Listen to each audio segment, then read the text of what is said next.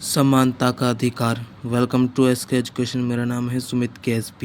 दोस्तों, आज के इस वीडियो में हम बात करेंगे मूल अधिकार के बारे में, जिसका पहला अधिकार हमें दिया जाता है समानता का अधिकार। इस वीडियो में हम समझेंगे दोस्तों 12 से 35 के अंदर जो भी आने वाले 14 से 18 तक अनुच्छेद हैं उसके बारे में पूरी हम वीडियो में से समझेंगे दोस्तों। संविधान के भाग 3 में हमको मूल अधिकार के बारे में मिलता है, किस तरीके से बहस हुई इसके बारे में दोस्तों हम पूरा समझेंगे। और दोस्तों, भारत का मैग्ना कार्टा हमारे मूल अधिकार को कहा जाता है, ये हमेशा ध्यान रखना, ये इम्पोर्टेंट है। और दोस्तों, साथ ही साथ यदि हम समझे इसके अंदर मूल अधिकार का उद्देश्य क्या है दोस्तों, जो भेदभाव है उनको दूर किया जा सके।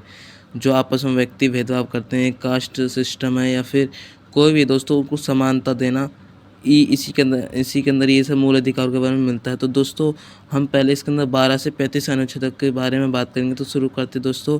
12 जो आर्टिकल है उसके बारे में दोस्तों राज्य की परिभाषा के बारे में वर्णन मिलता है। तो दोस्तों, समझते हैं राज्य की परिभाषा के बारे में। दोस्तों, राज्य की परिभाषा, इसके अंदर बताया गया है कि मूल अधिकार का हनन होता है तो इसके अंदर राज्य की सबसे बड़ी भूमिका होती है, वो किस तरीके से इसको सॉल्व करता है। और इसको जो मूल अधिकार है दोस्तों, सुप्रीम कोर्ट के अंदर या फिर किसी भी कोर्ट के अंदर उनको चुनौती दी जा सकती है। दोस्तों, इसमें जो राज्य की परिभाषा इसके अंदर सबसे पहले महत्वपूर्ण आता है दोस्तों, जो कार्यकारी जो विधायी अंग हैं या संघीय सरकार हैं, इनके अंदर जैसे भारत की संसद, तो और साथ ही साथ दोस्तों इसके अंदर जैसे राज्य विधानमंडल जिसे जिसे लेजिस्लेचर कहते हैं, तो उसके बारे में वर्णन मिलता है, जो लिटरेचर है उसके बारे में। और दोस्तों, साथ ही साथ इसके अंदर नगर पालिका है, म्यूनसिपल पार्टीज होती हैं कुछ और जैसे पंचायती सिस्टम या फिर जिला वार्ड सुधार, ये सब। और जैसे वैधानिक कोई भी गैर संवैधानिक या फिर LIC जो है लाइफ जो इंश्योरेंस है उसके बारे में। और जो ONSG और सेल है, ये सभी इनके अंदर दोस्तों जितनी भी इकाई हैं ये सब अदालत में चुनौती इनको दी जा सकती है यदि जब मूल अधिकार का हनन होता है इनके द्वारा। राज्य के अंदर यदि कोई भी व्यक्ति का मूल अधिकार का हनन होगा तो इसी के द्वारा इनके ऊपर जो अदालत है उसके अंदर यदि, जैसे कि मैं समझाता हूँ दोस्तों, जैसे मूल अधिकारों का हनन होता है तो जो अदालत में सीधे हम जा सकते हैं। यदि जैसे राज्य सरकार भी कोई भी जो राज्य विधानमंडल है या कोई भी इनके द्वारा कोई भी हनन होता है मूल अधिकारों का, तो हम सीधे कोर्ट में जा सकते हैं। और आपको पता ही है कि कोर्ट हमेशा स्वतंत्र है, कार्यपालिका से अलग रहता है। इसको स्वतंत्रता इसलिए दी गई दोस्तों कि कार्यपालिका इस पर कब्जा ना हो जाए, ज़्यादा अपनी मनमानी न चला पाए। और दोस्तों, फिर इसके बाद आता है आर्टिकल 13। इसके अंदर क्या है दोस्तों, मूल अधिकारों का जो अल्पीकरण है उसके बारे में हमें जो भी मिलता है कानून के बारे में दोस्तों, दोस्तों कि कौन सा ठीक है, क्या है, कौन सा गलत है, इन सब के बारे में जांच पड़ताल करता है दोस्तों। जैसे कि कोई ऐसा कानून हो जो मूल अधिकारों के खिलाफ हो तो उसको हटा सकता है, जो आर्टिकल 13 है। दूसरे शब्दों में कहें तो दोस्तों, ये जो न्यायिक जो समीक्षा है उसकी हमेशा योग्य है। जैसे इसके द्वारा जो भी कार्य हैं, जैसे कानून, कोई ऐसा कानून जैसे हिंदू धर्म में कानून है, चाहे मुस्लिम धर्म में कानून हो, कैसे भी हो, इस्लामिक जो धर्म है उसके अंदर जैसे कोई भी ऐसा कानून है, जैसे हम समझ सकते हैं पर्दा प्रथा, ट्रिपल तलाक, ये सभी इसके अंदर दोस्तों आते हैं। तो कोई भी ऐसा कानून हो उसके द्वारा हटाया जा सकता है जो असंगत हो, उसके द्वारा इसको अल्पीकरण किया जा सकता है, हमेशा के लिए ख़त्म किया जा सकता है। ये शक्ति जो सुप्रीम कोर्ट है उसको भी दी गई है अनुच्छेद 32 के द्वारा। और जो हाई कोर्ट है 226 के द्वारा इसको शक्ति प्राप्त है कि हटा सकती है किसी, यदि मूल अधिकार का हनन होता है तो ये गैर संवैधानिक या फिर अवैध घोषित इसको कर सकती है।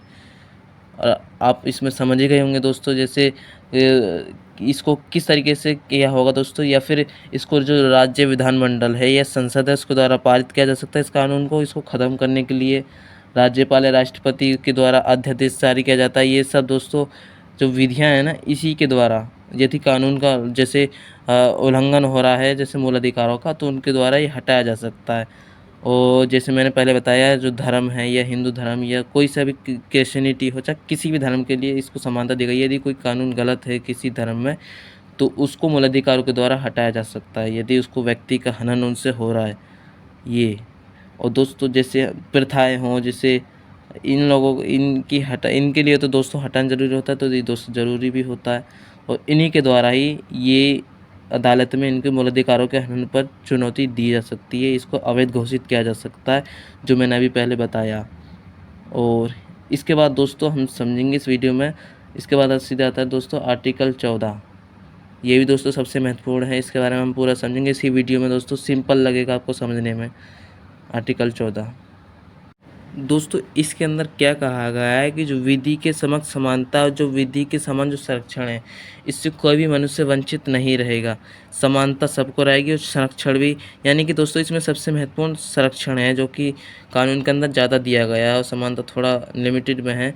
लेकिन दोस्तों फिर भी प्रत्येक नागरिक को, चाहे वह नागरिक विदेशी हो या भारत का हो, ये जो अधिकार हैं सब पे लागू होंगे। इसका अतिरिक्त जैसे व्यक्ति, जैसे किसी भी जैसे संवैधानिक नियम, कंपनी या पंजीकृत या फिर किसी भी तरह का व्यक्ति उसके अंदर भी शामिल है जो इनको विधि की जो समानता है उसको दिया गया है। ये एक ब्रिटिश मूल से आया है और जो विधियों का संरक्षण है वो अमेरिका से आया है। इसके अंदर ये इतना समझ के दोस्तों ये भी सबसे महत्वपूर्ण था जो मैंने अभी बताया है कि क्या दोस्तों जो विधि की समक्ष समानता है ये आया है ब्रिटिश रूल से, और जो विधियों के समान संरक्षण है, जो संरक्षण दिया गया है कानून के समान जो सभी को संरक्षण दिया गया है, वो अमेरिका से आया है।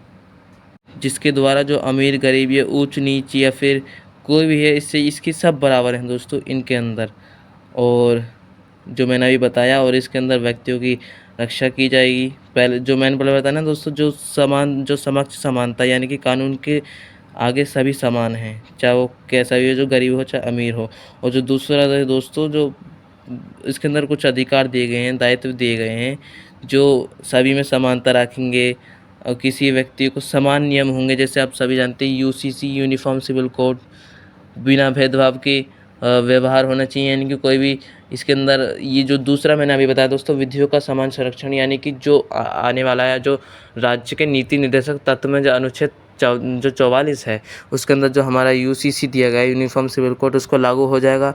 ये है दोस्तों विधियों के समान संरक्षण, यानी कि सभी को समान, जैसे हर सभी के लिए कानून समान होगा, किसी भी चीज़ को फॉलो किया जाएगा, लेकिन इतना नहीं कि वो गलत हो तो उसके अंदर मूल अधिकारों का हनन भी तो होगा उसी तरीके से।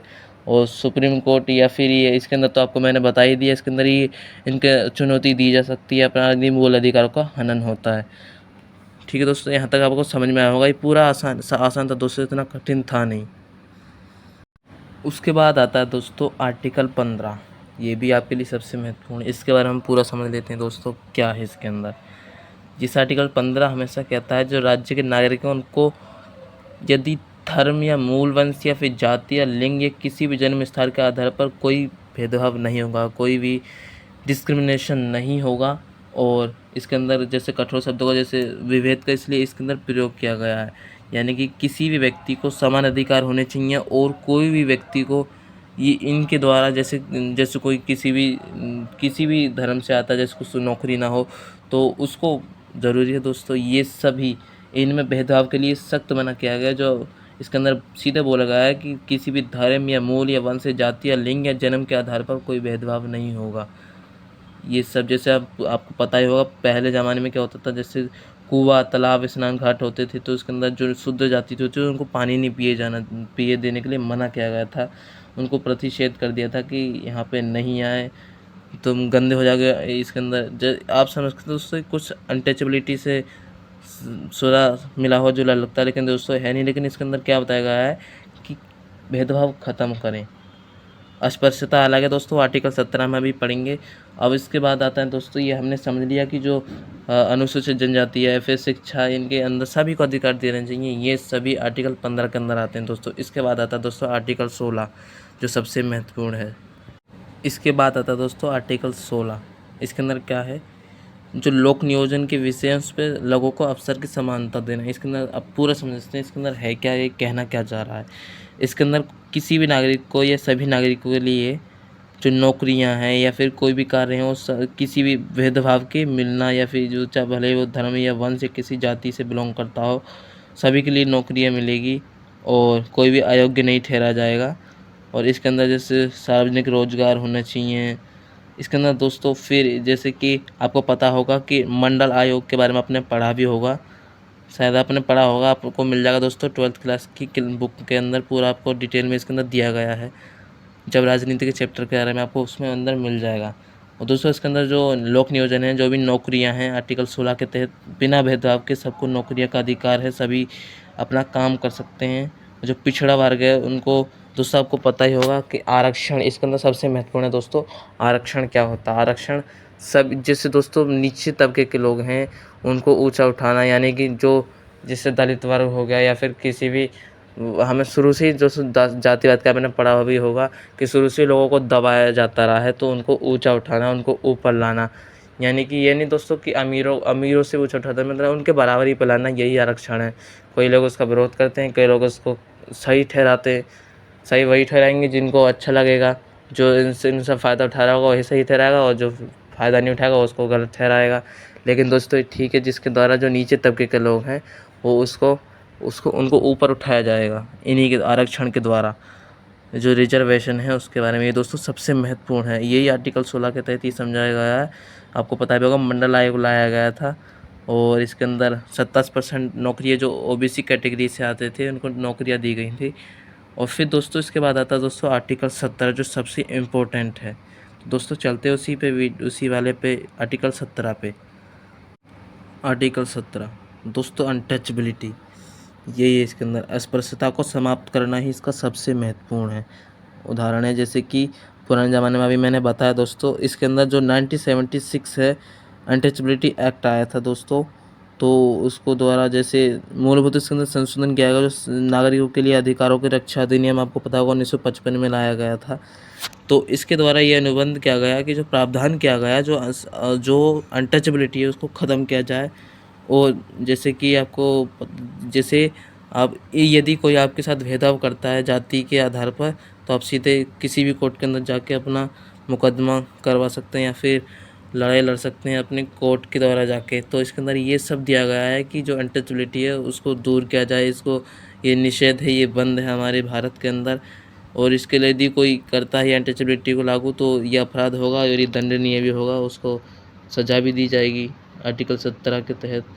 और दोस्तों इसके साथ साथ जैसे संवैधानिक दायित्व दोस्तों आपको पता ही होगा, यदि इनका हनन होगा तो इनको तो सज़ा मिलेगी। ये तो दोस्तों अनटचबिलिटी का सिर्फ इतना ही। फिर आता है दोस्तों आर्टिकल जो 18 है, ये सबसे महत्वपूर्ण है, उपाधियों का अंत।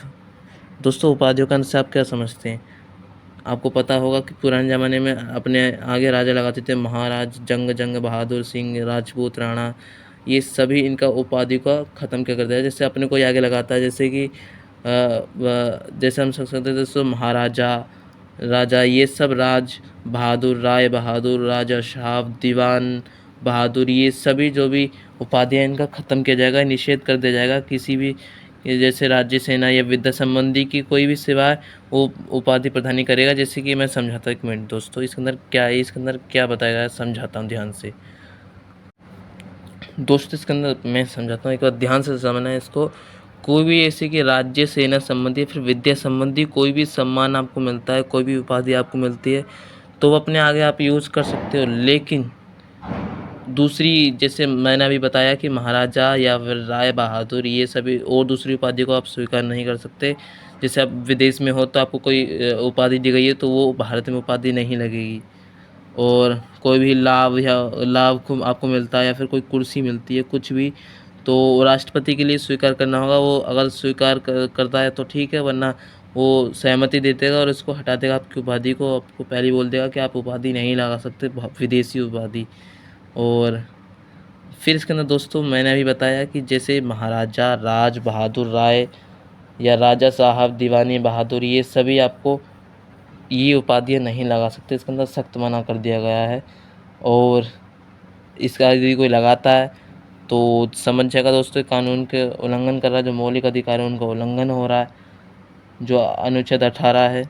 कोई आगे अपने आगे लगाता ना दोस्तों, जैसे पद्म भूषण, ये सभी, ये न्यायालय ने पुरस्कार की उपाधि तो दी, ये पुरस्कार की उपाधि मना कर दी है, लेकिन दोस्तों फिर भी लोग आज लगाते होंगे, आपने देखा भी होगा। एग्जाम्पल आप कहीं भी दे सकते हैं इसका उदाहरण।